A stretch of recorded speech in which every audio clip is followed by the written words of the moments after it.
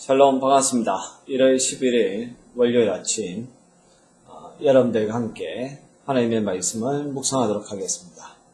오늘 함께 묵상할 말씀은 아모스 5장 9절에서 17절에 있는 말씀입니다. 그가 강한 자에게 갑자기 패망이 이르게 하신 자, 그 패망이 산승에 미치느니라. 무리가 성문에서 책망하는 자를 미워하며 정직히 말하는 자를 싫어하느니라.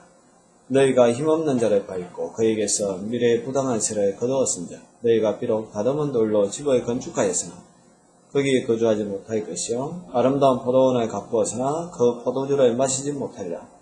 너희의 허물이 많고 죄악이 무거움을 내가 아노라.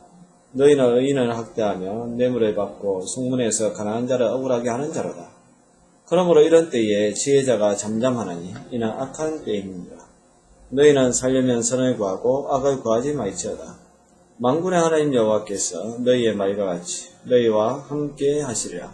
너희는 악을 미워하고 선을 사랑하며 성문에서 정의를 세울지어다. 만군의 하나님 여호와께서 혹시 요셉의 남은 자를 불쌍히 여기시리라. 그러므로 주 만군의 하나님 여호와께서 이와 같이 말씀하시기를 사람이 모든 강정에서 울겠고 모든 거리에서 슬프도다 슬프도다 하겠으며 농부를 불러다가 애곡하게 하며 울음꾼을 불러다가 울게 할 것이며 모든 포도원에서도 울리니 이는 내가 너희 가운데로 지나갈 것이며 여호와의 말씀이니라. 아멘. 아모스는 9절 말씀에서 갑자기 패망을 불러들일 수밖에 없었던 이스라엘의 죄악상에 대해서 날카롭게 지적하고 있습니다. 그 당시 이스라엘은 죄를 바르게 지적하는 재판장과 또 정직하게 정언하는 정인을 미워하고 혐오했습니다. 11절에 보면 대신 그들은 가난한 자를 억압하고 세금이라는 명목으로 부당한 착취를 자행을 했으며 12절 하반부에 있는 것처럼 올바르게 살려는 사람을 학대했고 뇌물을 받고 가난한 자를 억울하게 하는 재판이 성행하고 있었습니다. 지금 이 시대에도 이러한 부조리가 많이 목격되는 것을 저와 여러분들이 알고 있습니다. 계속해서 세금은 더 올라가는 것 같고 유전, 무죄, 무전, 유죄처럼 돈이 있는 사람은 큰 벌을 받지 않고 돈이 없는 사람은 조그만 잘못을 해도 왠지 큰 벌을 받는 것 같은 정의가 바르게 서지 않는 사회 속에서 저와 여러분들이 살고 있습니다. 13절에서 그리하여 참된 지혜자들은 마치 도살장에 끌려가는 양처럼 침묵할 수밖에 없는 사회가 되었습니다. 지혜자가 정의가 없는 사회에서 바른 소리를 하고 또 진리를 외치고 공의를 외쳐야 되는데 그 지혜자들도 잠잠하다는 것입니다. 그때가 악한 때라고 이야기하고 있습니다. 그러면서도 이스라엘 백성은 하나님이 자기들의 죄를 모른다라고 착각하고 있습니다.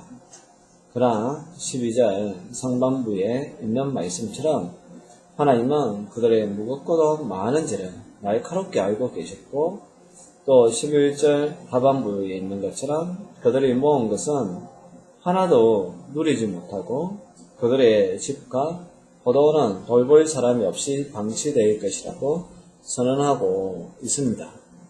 아무리 우리가 부귀영화를 누리고 넓은 저택을 가지고 있고 또 큰 성과 같은 곳에 산다 할지라도 정의가 없고 하나님을 부정하면 그것은 한순간에 멸망할 수밖에 없다는 것, 그것을 기억했으면 좋겠습니다.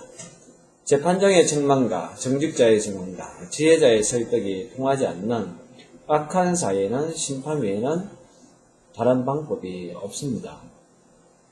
저와 여러분들은 재판장의 책망과 정직자의 책망과 또 지혜자의 그러한 설득을 받아들이는 정말 이 옥토와 같은 그런 마음밭이 되었으면 좋겠습니다. 14절과 15절에 보면 아모스는 이스라엘을 향해서 너희는 살기 위하여서 선을 구하고 악을 구하지 말라.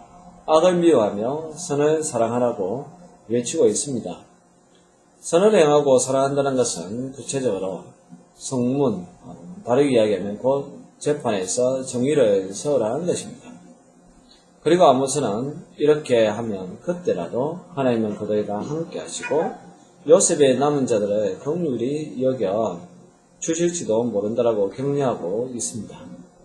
그러나 이스라엘은 끝까지 선을 구하기보다는 악을 추구했습니다.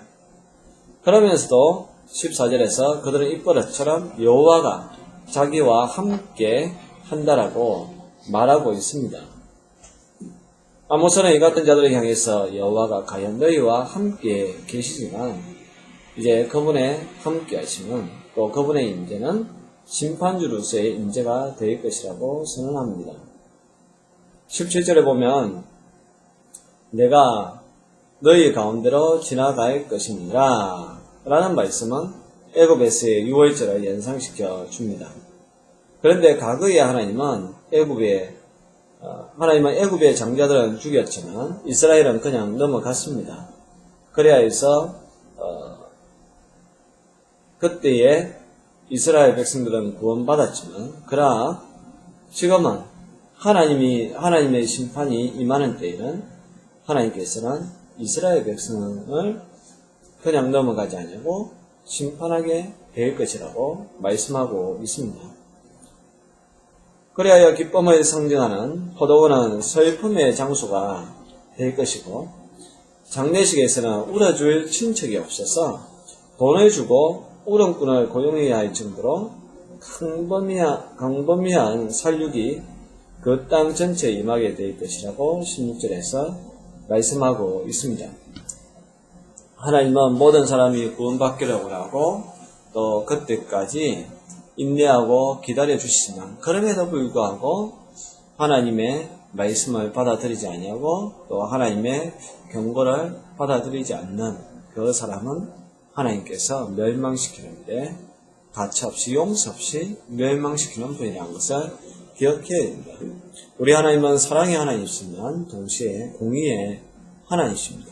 이 땅에는 부정과 부패와 부조리가 있어서 완전한 정의가 없다 하지만 그러나 하나님이 재판장이 되실 때는 완전한 심판, 완전한 정의를 우리 하나님께서 이루어 주실 것입니다.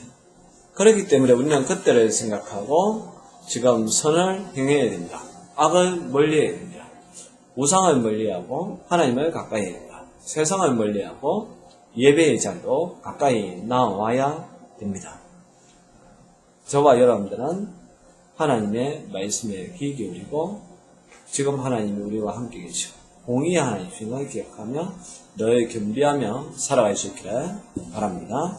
기도하겠습니다. 하나님 아버지, 하나님은 사랑의 하나님, 구원의 하나님으로 우리들을 기다려 주시며 그러나 끝까지 하나님의 말씀을 듣지 아니하는 사람들은 심판할 수밖에 없다라고 하셨습니다. 우리는 깨어있는 사람, 늘 하나님의 말씀에 귀를 기울이고 선을 행하는 사람들 되게 하여 주옵소서. 예수님의 이름으로 기도드리옵나이다. 아멘.